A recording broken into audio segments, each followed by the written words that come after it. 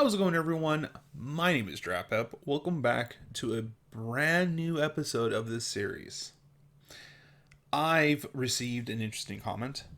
It says, I'd love to hear more watching this while sewing LMAO. Now, this was, of course, to my video about my family having a famous last name, and it's really stressful because people always compare me to the person that's famous related to the name, George Papard, who was the actor for A Team and Breakfast with Tiffany.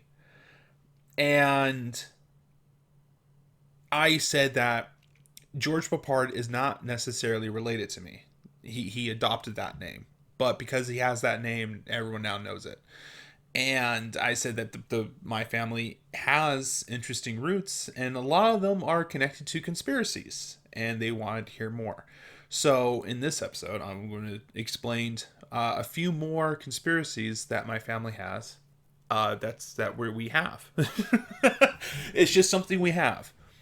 So my grandfather passed away on Christmas Eve, I believe. And a few days before he passed away, there were two people that had visited that my aunts never knew who they were, but they were just kind of weird looking. It'll give you a little context. My grandfather was very much into UFOs, and he collected a lot of books, and he was trying to write a book about this. He saw some stuff when he was in the army, the military. He was a map maker. He pretty much mapped out the battlefields, and he used to do like a this radio show in his house where he would just kind of like announce the weather and read some Bible verses, and he would give updates about what the family's up to. And he was really into UFOs. He strongly believed they existed, and he would give warnings to the rest of my family that if a UFO was ever to land on Earth, to not go near it, because it would be very radiated. That like it would be very unsafe to go near it if it landed. And we were all everyone was just pretty much like, okay, we won't go near it then. But he was saying it not in a way of like, I think it might be. No, he was saying it like as if he knew it would be covered in radiation. Now, back to the two people. My aunts, who were there was two of them, and they were, I'm trying not to say their names because I don't want to like blast their names all over the internet. I'm trying to allow them to have their privacy.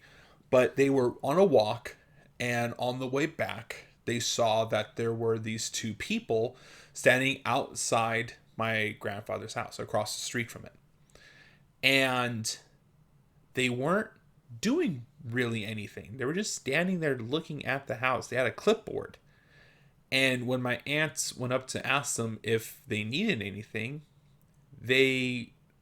I think they said that they were asking if my grandfather lived there. They said it by name. And so they said, yeah, but I think he's away right now. And they said, oh, okay, well, we'll come back later. And they just left. Now, what was interesting is that my aunt, when she was describing it, she said that they didn't really have anything too noticeable about them. That they were kind of bland. Nothing stood out. Like when she tried thinking back on how they looked, they were just in, trench coats and in business clothes, and they were just kind of like, they kind of stood out, but they also kind of just bland in. And when they left, they never saw them again. They just left. Now, they think they were, secret agents, MIB. Is this true? I don't know. There's no way for me to verify it, right? Like, that was just what they saw. They could have just been people, from the church, just asking how he's doing. Or maybe they were. Maybe they were secret agents checking on my grandfather to see if he's been leaking any alien information. You telling anyone about those UFOs we've been hiding in Area 51? Huh, buddy? But then again, they could just be strangers, just checking in on him. I don't know. They strongly believe it, though. They strongly believe it. After he had passed away, the cabin, everyone kept saying there was ghosts in the cabin after he had passed away, like as if, a couple of times they thought it was my grandfather and my uncle Ed, because they both passed away. And I remember not really seeing these ghosts, but the family were like, oh yeah, no, we see them, they're there. Apparently a lot of my family members all claim that they can see ghosts, all of them. And if you ever asked any of my family members in the Papard family if ghosts are real, oh yeah, oh, that is their favorite pastime to talk about. Ghosts? Oh yeah, they love talking about ghosts.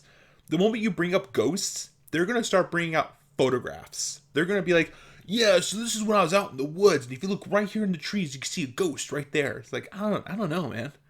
That kind of just looks like a bunch of weird branches. No, that's a face. That's a person. That's clearly a person. They are so strongly convinced that ghosts exist. Strongly. And I have my own ghost experience. I went to my aunt's cabin because she had to. I was pretty much house sitting, and she warned me about the ghosts.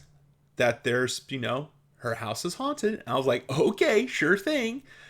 Well, that night I had to, go take a shower, and I could have sworn I saw someone standing outside the bathroom window looking in. And the moment that I saw them, the bathroom lights turned off. And the only thing I said was, you have got to be fucking kidding me. I was like, nuh-uh. So I freaked out, and I was trying to open the bathroom door to leave. Door wouldn't open. I guess if it was locked. I didn't lock it though. I quickly turned the lights back on, and when I went to go grab the door again, sure enough, it was not locked. I don't know who was holding the doorknob. Didn't like that. I opened the door. I was still clothed, by the way. I didn't get into the shower yet. And I saw something run around the cabin. And I was not about to go out there. I was like, nope, I think I'm good. I'm not going out there. I'm not going to investigate that. But then I heard knocking at the door. I was like, yeah, no, I'm not doing that. I'm not opening that. The dogs even heard it. She had two dogs. They start barking.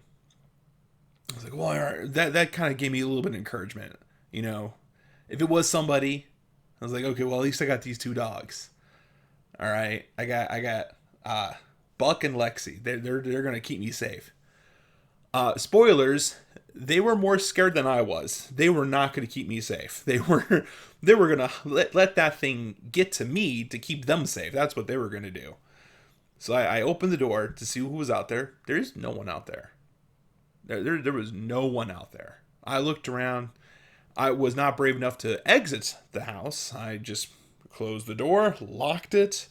I was even tempted to wedge a chair underneath the doorknob just to, I don't know what that was going to do, but I was almost tempted. And I barely got any sleep that night. You see something paranormal like that, that's going to keep you up a while. And then when my aunt came back the next day, I said, hey, so about that ghost. She said, oh, did you see it? Yeah, you might want to move. I think that ghost might actually be real. But bottom line, my family is absolutely convinced that ghosts are most definitely real. And they also believe in UFOs. And they show photos of like, things they saw in the sky, and like, look, UFOs. That was that light in the sky. That was definitely a UFO. But the thing that they love to talk about the most are the ghosts. The moment ghosts are brought up in any family gathering, it that's going to be the next hour of the conversation is going to be dedicated to the ghosts. And uh they all say that they can see them. Every last Papard family member, and I guess me as well, due to the whole cabin incident. I guess I got to see one. That was not fun. And I've done a couple of videos on my channel, ghost hunting videos. Those were not real, obviously. I was doing a joke a bit, but yeah. So those are the few other conspiracies that are connected to my family that we have. But that's gonna be it for this episode. I want to thank everyone for tuning in.